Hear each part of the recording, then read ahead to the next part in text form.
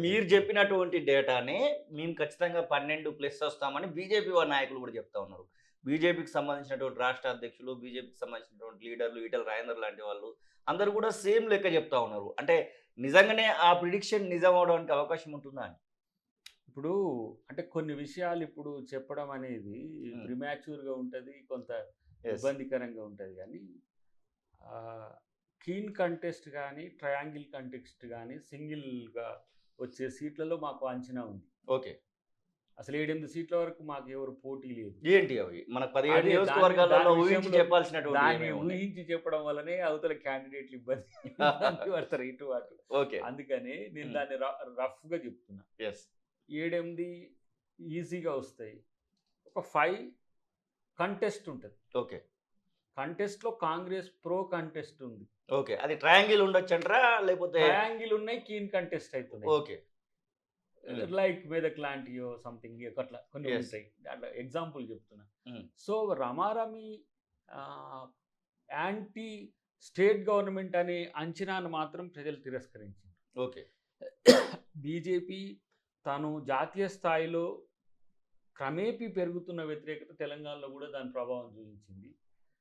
ఆంధ్రప్రదేశ్‌లో కూడా అంటే నా అంచనా చూస్తున్నా కదా నేను. హ్మ్. బీజేపీ అలీస్‌గా ఉన్న వాళ్ళకు అనుకున్నంతగా రావట్లే. గెలుస్తారా? ఓడతారా? అనే విషయం పక్కన పెడితే. ఇది ఇటు ఎన్‌డీఏ కూటమిగా ఉన్న బాబు గారు గాని, అటు ఎన్‌డీఏ కూటమిగా కాదు అనుకుంటున్న జగన్ గాని, కానీ యెస్. ఆయన ఎన్‌డీఏ కూటమి హ్మ్. మీన్స్ వాళ్ళు అల్టిమేట్‌గా కాంగ్రెస్‌తో లేరు. యెస్. ఎంపీలు ఎవరు గెలిచినా కూడా అది బీజేపీకే పోతాయి. హ్మ్. సో, రేపటి జరిగే పరిణామాల్లో బీజేపీ డిక్లైన్ అయితే జగన్ ఎటు పోతాడు? బాబు ఎటు పోతాడు? అనే చర్చ పక్కన పెడితే ఓవరాల్‌గా సౌత్‌లో గాని, నార్త్‌లో గాని బీజేపీ వ్యతిరేకత కాంగ్రెస్‌కి అనుకూలం అనట్లే.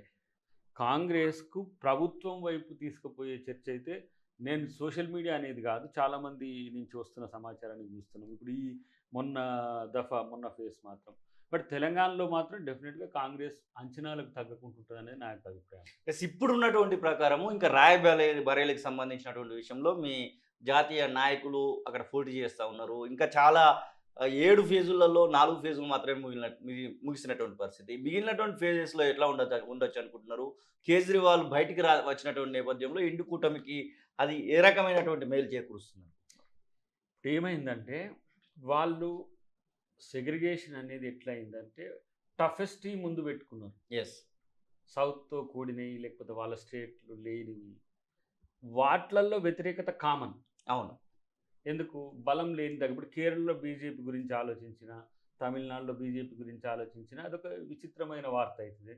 వాళ్ళు కర్ణాటకకొచ్చినప్పుడు ఇప్పుడు కొంత తెలంగాణ ఇది బీఆర్ఎస్ పార్టీ కొంత నష్టపోతున్న క్రమంలో ఇక్కడ అంచనా ఏస్తున్నారు గానీ, అక్కడ జరిగిన ఫేస్‌లలో గూడా ఈ 3 ఫేస్‌లలో కూడా వాళ్ళకు అనుకున్నంతగా సానుకూలత లేదు. ఓకే. కేజ్రీవాల్ ఎఫెక్ట్ అసలు కేజ్రీవాల్‌ని కవిత గారు ముందు అరెస్ట్ అయిండ్రు. అవును. ఆమె ఎవిడెంట్‌గా అరెస్ట్ అయ్యి మీన్స్ ఎవిడెంట్‌గా పిలువబడి వన్ ఆఫ్ ది కాన్స్పైరర్‌గా ట్రీట్ ట్వీట్ జేసి చేసి ఆమెను ముందుగానే జైల్లో పంపించిండ్రు. అవును. ఆ కేస్‌లో చీఫ్ మినిస్టర్‌గా హ్మ్. ఉన్న ఢిల్లీ ముఖ్యమంత్రిని ఎందుకు బీజేపీ రిలీజ్ జేసింది? ఓకే. ఈ కోణం ఎవరికీ అర్థం గావట్లే. హ్మ్. కేజ్రీవాల్ ముఖ్యమంత్రి రిలీజ్ అయ్యిండు. ముఖ్యమంత్రి, ఎమ్మెల్సీ, ఎంపీ, కామన్ మెన్ వేరుండదు చట్టం దృష్టిలో. ఓకే.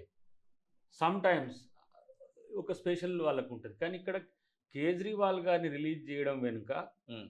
అక్కడ ఆ 5 రాష్ట్రాల్లో వస్తున్న వ్యతిరేకత.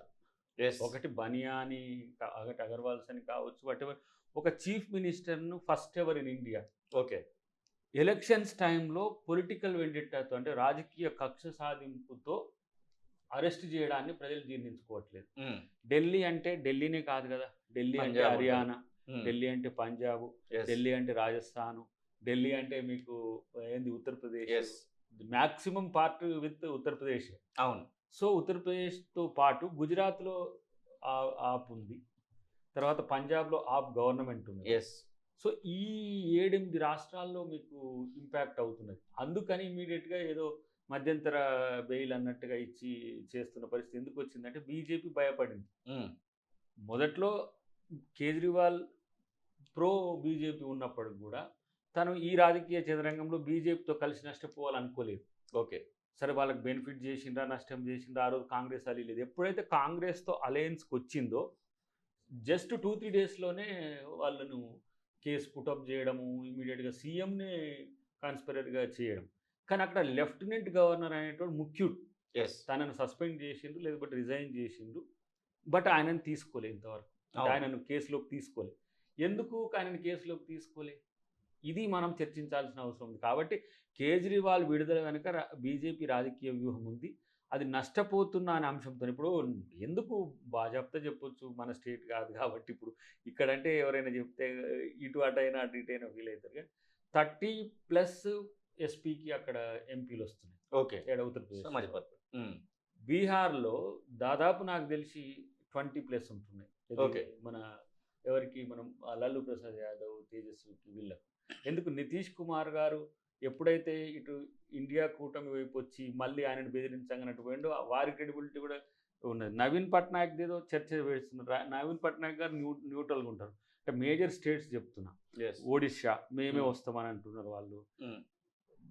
ఇది మధ్యప్రదేశ్ మొన్న ముఖ్యమంత్రి అయినరు వాళ్ళు. అవును. ఇది బీజేపీ మధ్యప్రదేశ్, ఛత్తీస్గఢ్ వేగంగా కాంగ్రెస్ వైపు అడుగులు ప్రజలు వేస్తున్నారు. ఇక్కడ కనుక ఈ మేజర్ స్టేట్స్ కనుక డిక్లైన్ అయితే బీజేపీకి 150 నుంచి 180, నేను మొన్నటిదాకా 180 నుంచి 220 అనే చర్చ పెడుతుంది. కానీ ఈ 3 ఫేసెస్ తర్వాత వాళ్ళు తగ్గుతున్న తీరు చూసినాక కేజ్రీవాల్ విడుదలైంది. వాళ్ళ మాటల్లో డిఫెన్స్ ఉన్నది, వాళ్ళ చేతల్లో డిఫెన్స్ ఉన్నది. ప్రధానమంత్రి గారు నేరుగా జాతీయ మీడియాతో పాటు లోకల్ మీడియాతో కూడా చర్చలు పెట్టేసి ప్రెస్ మీట్లు ఇవ్వడము ఇవంతా జరుగుతున్నది. ఎందుకంటే పాలకుడు దిగొస్తాడు ఎప్పుడు అని అంటే ప్రజల్లో వ్యతిరేకత వచ్చినప్పుడు అనేది మా అంచనా. యెస్. డెఫినెట్గా ప్రజలు వ్యతిరేకతతో ఉన్న ప్రజలు ఓట్ చేస్తుండ్రని మనం అనుకుంటాం. బట్ చూడాలి మీరు అన్నట్టు. అసలైన తొలి వెలుగు. ఫాలో వాట్సాప్ @తొలి వెలుగు official.